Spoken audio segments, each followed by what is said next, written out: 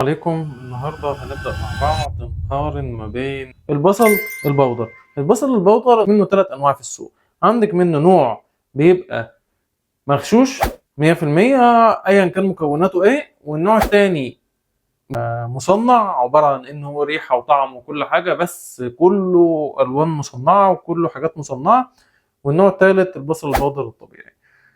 لازم ان انت تشتري بصل بودر يكون طبيعي 100%. واحنا النهارده هنقارن ما بين نوعين بصل بودر، نوع بتاع الطنطي والنوع شاريينه من محل عطار. قبل ما نبدا الفيديو اعملوا لايك وشير وسبسكرايب للقناه. وحابب افكرك ان باقه التوابل بتاعت الطنطي مكونه من 16 كيس من التوابل، توابل طبيعيه 100%، توابل مميزه فعلا مختلفه عن اي نوع توابل انت جربتيها قبل كده. موجوده على موقعنا الالكتروني، وكمان عندك اي سؤال اكتبه لنا في الكومنتات تحت. ويلا بينا نبدا. احنا عندنا نوعين بصل بودر. اول حاجه نبص على زي ما احنا اتعودنا، هنقارن ما بين النوعين باللون. شوف كده اللون بتاع ده، اللون بتاع المعلقه الاولانيه دي مايل للون الابيض، واللون ده مايل للون المصفر.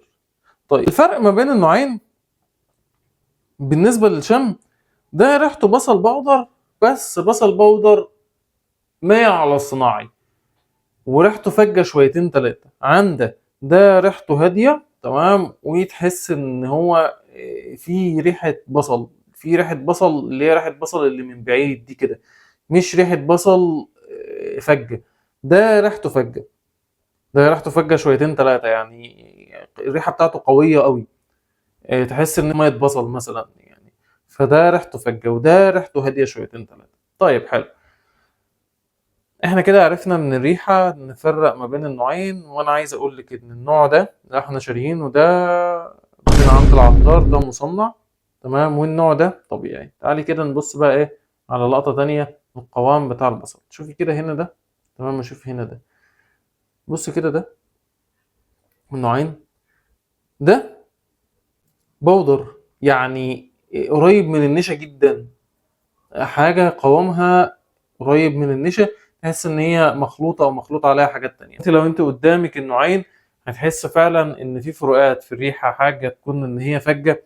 ده محطوط عليه دقيق وباين جدا ان هو محطوط عليه دقيق، مش بصل بودر طبيعي.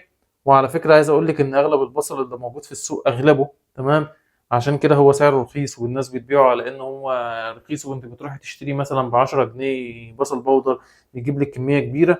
فعايز اقول لك ان هو بسبب ان هو مصنع موجود في السوق، طبعا منه بصل بودر مصنع كتير جدا، وهو ده اللي انت بتلاقيه لونه بيبقى فاتح قوي عن البصل البودر الطبيعي. لان البصل اصلا بتاعنا سنة غامق اذا كان الابيض او الاحمر يعني. فاذا كنت انت هتعملي من بصل عادي احمر غامق، البصل بتاعنا غامق شوية عن البصل التاني.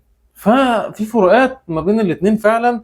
البصل البودر انت عشان تعملي كيلو مثلا بصل، فانت بتجيبي كميه بصل وبتحمصيها وبتنشفيها، كمان بتفرديها وبعد كده بترجعي تطحنيها تاني. فاللي هو ما تقنعنيش بقى ان هو البصل البودر رخيص يعني. فهو ده الفرق، ما تشتريش الرخيص، اشتري بصل البودر اللي جودته كويسه. شوف الفرق ما بين الاتنين. تعالي بقى نبص على ايه زي ما احنا متعودين مع بعض. بص على الجوده بتاعت الكيس والتغليف المحترم الشيك تمام، كيس متغلف 3 طبقات. الكيس بتاع طنطي ما شاء الله، فعلا فعلا توابل محترمه، توابل تخش بيتك وانت مطمنه. جربي دلوقتي الباقه المكونه من 16 كيس من التوابل، باقه الطنطي من نوفا تريد. تقدر ان انت تطلبيها من موقعنا الالكتروني. وكمان ما تنسيش تقول لنا الفيديو ده عجبك، وقول لنا نقارن ايه الفيديو الجاي من البهارات. في نهايه الفيديو اعمل لنا لايك وشير، وخليكي دايما مع نوفا تريد، لان نوفا تريد فرق في كل حاجه.